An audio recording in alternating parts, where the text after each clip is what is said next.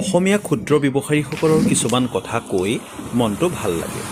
আজি ডিউটিৰ পৰা আহি থাকোঁতে হঠাতে দেখা পালোঁ এখন দোকান। তাত লিখা আছে ম'হৰ গাখীৰ আৰু গৰুৰ গাখীৰেৰে তৈয়াৰী চাহ বিক্ৰী কৰা হয়। দোকানখন দেখি মই খন্তেক ৰ'লোঁ আৰু চিন্তা কৰিলোঁ একাপ চাহ খোৱা যাওক। আচলতে সেইটো মোৰ চাহ খোৱাৰ সময়ো আছিল আৰু তেনেতে ম'হৰ গাখীৰ আৰু গৰুৰ গাখীৰৰ চাহ পায় বুলি ক'লত মই মুখ সামৰিব। কাজে মই দোকানখনলৈ সোমাই গ'লোঁ। দোকানখন আচলতে দুজন ব্যক্তিয়ে চলায়, দুইজন বয়োজ্যেষ্ঠ ব্যক্তি, আৰু তেখেতসকলৰ দোকানতে ভাবিলোঁ একাপ চাহ খাওঁ। বাইদেউগৰাকী অকণমান লাজ কৰি আঁতৰি গ'ল ইয়াৰ পৰা।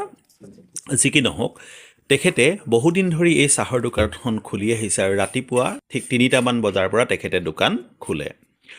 ইয়াত একাপ চাহৰ দাম 10 টকা। ডাঙৰ বহুত ভাল হোটেলত মই চাহ খাই চাইছোঁ, তাত 40ৰ পৰা 50 টকা যি কাপ চাহত লয়। জগদুৱাৰ তিনিআলিৰ ঠিক ফ্লাইঅভাৰ পোৱাৰ আগে আগে শিৱসাগৰৰ ফালৰ পৰা যাওঁতে এই দোকানখন আছে, তাত 10 টকাত ঠিক তেনেকুৱা কোৱালিটিৰ একাপ চাহ দিয়ে।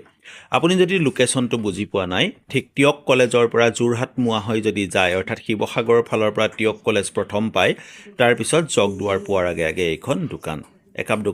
এপাক দোকানখনত সোমাই চাবচোন আপুনি।